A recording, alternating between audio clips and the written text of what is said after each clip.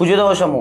కుజదోషం అనగానే చాలా మంది పెళ్లిళ్ళు అవ్వవని, సంతానం కలగరని, లేకపోతే వేరే వేరే ఏదో ఆరోగ్య సమస్యలు వస్తాయని చాలా మంది ఒక భ్రమలో భ్రాంతిలో బ్రతుకుతూ ఉంటారు. అయితే దీని వెనకాల నిజం ఎంత, అసలు ఎవరికి కుజదోషం వర్తిస్తుంది, అసలు కుజుడు అంటే ఎవరు, ప్లానెట్స్ లో ఆయనకున్నటువంటి విలువ ఏంటి, ఆయన ఏ రకంగా ఉంటాడనే విషయం మీద ఒక్కసారి ఒక చిన్న క్లారిటీ.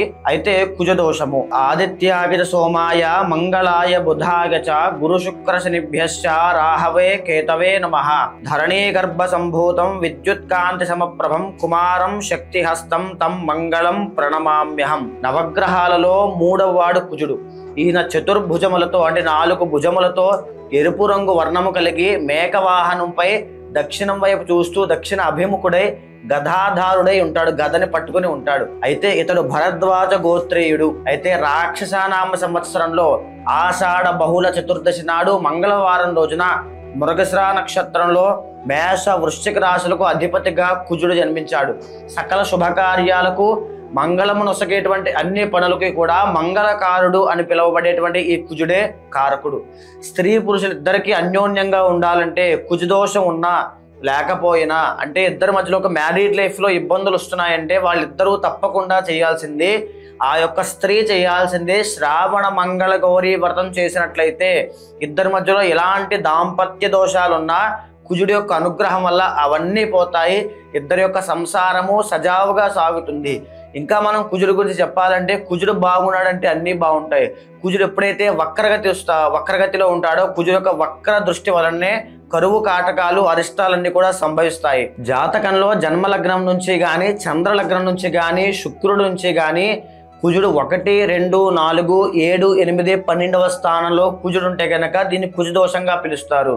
అయితే లగ్నంలో 1వ స్థానంలో కుజుడు ఉంటే కనుక ఆ యొక్క వ్యక్తికి దాంపత్యంలో అనారోగ్యం అనేది సంభవిస్తుంది. 2వ స్థానంలో కుజుడు ఉంటే కనుక కుటుంబంలో సౌఖ్యం అనేది ఉండదు. ఎందుచేత అంటే 2వ స్థానము కుటుంబ స్థానము. 4వ స్థానంలో కనుక కుజుడుంటే గృహంలో చిక్కులుంటాయి, నష్టం కలుగుతుంది. తరువాత అత్తగారితో కానీ లేకపోతే తల్లితో కానీ వైరం ఏర్పడుతుంది. 7వ స్థానంలో కుజుడుంటే కనుక కలత్ర నష్టం కలుగుతుంది. అయితే భార్య లేదా భర్త యొక్క ప్రాణానికే ప్రమాదం ఉంటుంది. 8వ స్థానంలో కనుక కుజుడుంటే భర్తకి కానీ భార్యకి కానీ ఇదే విధంగా ప్రాణగండం అనేది ఉంటుంది. 12వ స్థానంలో కుజుడుంటే అపమృత్యు భయం ఉంటుంది.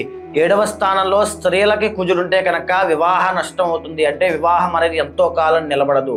పురుషులకి 8వ స్థానంలో కుజుడుంటే ఆయువు నష్టం ఉంటుంది, అంటే అల్పాయుష్యు గండం అనేది ఏర్పడుతుంది. అయితే ఈ యొక్క జ్యోతిష శాస్త్రంలోనే కుజదోషం వర్తించినటువంటి 1, 2, 4, 7, 8, 12వ స్థానాల్లో ఉన్నప్పటికీ కూడా కుజదోషం వర్తించినటువంటి నక్షత్రాలు కొన్ని ఉన్నాయి. ఆ నక్షత్రాల్లో మీరు ఉంటే కనుక, మీ పిల్లలు ఉంటే కనుక మీరు నిశ్చింతగా ఉండొచ్చు, మీకు ఎలాంటి కుజదోషము వర్తించదు. అందులో మొదటిది అశ్విని నక్షత్రము, మృగశిర నక్షత్రము, పునర్వసు నక్షత్రము, పుష్యమి నక్షత్రము, ఉత్తర ఫల్గుని నక్షత్రము, స్వాతి నక్షత్రము, అనురాధ నక్షత్రము, పూర్వాషాఢ, ఉత్తరాషాఢ, శ్రవణము, ఉత్తరాభాద్ర, రేవతి. ఈ ఒక్క నక్షత్రం వాళ్ళకి ఎలాంటి కుజదోషము వర్తించదు. అయితే ఇంకా కుజదోషం లేనటువంటి రాశులు, ఒకవేళ 2వ స్థానంలో కుజుడుండి మిథున కన్య రాశులు అయితే కనుక అక్కడ కుజదోషం వర్తించదు. 12వ స్థానంలో కుజుడుండి తులా వృషభ రాశులు అయితే కనుక అక్కడ కుజదోషం వర్తించదు. 4వ స్థానంలో కుజుడుండి మేష వృశ్చిక రాశుల వాళ్ళు అయితే కనుక అక్కడ కూడా కుజదోషం వర్తించదు.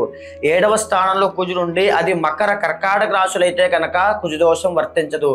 8వ స్థానంలో కుజుడుండి ధనస్సు మీన రాశులు అయితే కనుక 8వ స్థానంలో ఉన్నప్పటికీ కూడా కుజదోషం వర్తించదు. ఇలాగే కుంభ సింహరాశుల వారికి ఏ స్థానంలో కుజుడున్నా సరే కుజదోషం వర్తించదు. వధూవరులిద్దరూ కూడా కుజుడు తన యొక్క స్వక్షేత్ర మిత్ర ఉచ్చ క్షేత్రంలో ఉన్న కుజుడు చంద్రుడు మరియు లేదా కుజుడు గురుడు లేదా కుజుడు బుధుడు ఇలాంటి యోగము కలయిక ఉంటే కనుక ఖచ్చితంగా కుజదోషం వర్తించదు. ఇలాగా ఈ యొక్క కుజదోషాన్ని నిర్ణయించుకుని డీప్ గా చూసుకుని కూలంకషంగా చర్చించుకున్న తరువాత కుజదోషం ఉందో లేదో నిర్ధారించుకోండి. ఒకవేళ నిజంగా కుజదోషం ఉన్నట్లయితే నేను చెప్పిన దాంట్లో ఉన్నట్టుగా సంకల్పం గావించుకుని, అంటే ఎలా అంటే కుజదోషం పోవాలి అనేటువంటి సంకల్పం గావించుకుని కుజగ్రహానికి ఆవాహన చేసి మండల దీక్ష పాటు జపం చేయాలి. అంటే ఇంచుమించుగా ఒక 48 రోజులు జపం చేయించాలి. శాస్త్రోక్త ప్రకారంగా జపం గావించిన తరువాత తర్పణము, హవనము, విప్రభోజనము అంటే బ్రాహ్మణులకి భోజనము, తరువాత దానాలు ఇవ్వాలి. శక్త్యానుసారంగా కుజ స్తోత్రములు కవచములు పారాయణ చేస్తే కుజదోషం పరిహారం అవుతుందని శాస్త్రం చెబుతున్నాయి. అయితే కుజదోషానికి ఏ రకంగా మనం నివారణ చేసుకోవచ్చు, కుజుడికి అధిపతి అయినటువంటి సుబ్రహ్మణ్య స్వామిని ఏ రకంగా ఆరాధన చేయడం వల్ల కుజదోషం ఎంత తీవ్రంగా ఉన్నప్పటికీ కూడా ఆ దోషం పరిపూర్ణంగా పోతుందో మనం నెక్స్ట్ వీడియోలో చూద్దాం. నమస్కారం.